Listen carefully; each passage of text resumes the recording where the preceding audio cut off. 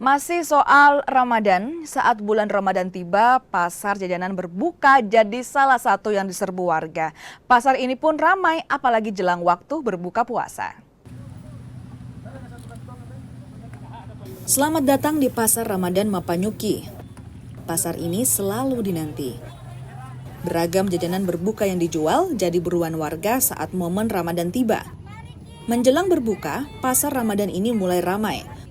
Warga Makassar berdatangan demi mencari jajanan berbuka puasa.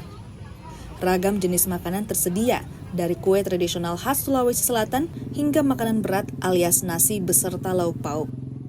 Lagi berburu jajanan buat buka. Kenapa pilih di sini? Karena banyak pilihan makanannya.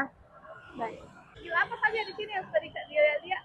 Ada tadi dimsum, terus bakso, gorengan banyak. Iya. Setiap tahun di sini atau baru pertama kali? Setiap tahun.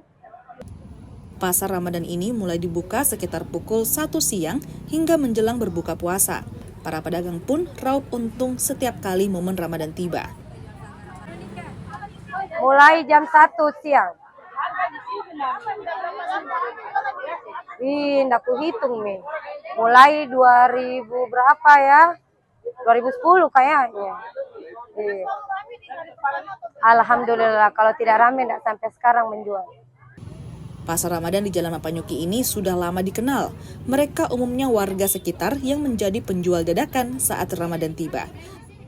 Nila Rustam, Kompas TV Makassar, Sulawesi Selatan.